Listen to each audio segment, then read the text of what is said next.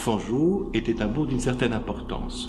Lorsqu'on voit Fanjeaux aujourd'hui, on voit un petit village et qui paraît pas toujours extrêmement vivant. Au Moyen-Âge, on est dans une place forte qui est donc un lieu extrêmement vivant, un petit bourg fortifié bien placé puisqu'on est sur une hauteur.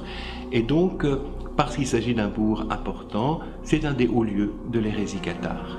Et donc, Dominique s'y installe naturellement et va se mettre à prêcher dans la région naturellement, puisque c'est là que se trouvent les cathares, c'est donc là qu'il faut prêcher. Prouille est le cœur de la mission. C'est là qu'il réunit, donc avant mars 1207, la communauté de femmes qu'il a ramenées à la foi catholique. Un chemin mène de Fanjeaux à Prouille. Ce chemin, on peut imaginer que Dominique l'a parcouru des centaines de fois.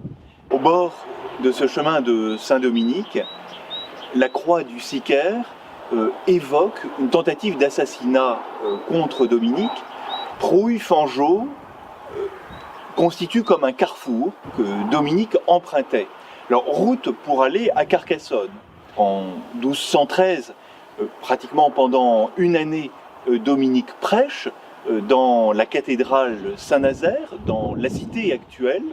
Sur la route qui mène de Carcassonne à Fanjeaux, des petits monuments érigés au XIXe siècle témoignent de la présence de Dominique dans la région et de son action miraculeuse. Miracle des blés ensanglantés, miracle de l'orage qui l'arrête. C'est à partir de Fanjeaux et de Prouille que Dominique part à Toulouse au printemps 1215.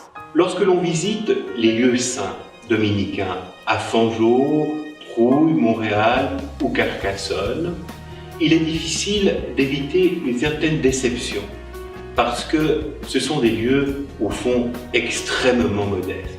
Qu'est-ce que l'on voit? Un ancien couvent qui est du XIVe siècle.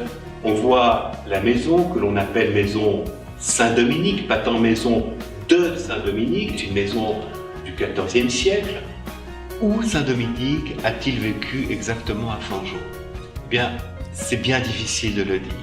Parce que nous sommes dépendants des sources, et les sources médiévales nous rapportent qu'il était dans la région, qu'il était à Prouille, qu'il a fondé le monastère, mais les sources ne sont pas si précises au point de nous dire exactement où il était.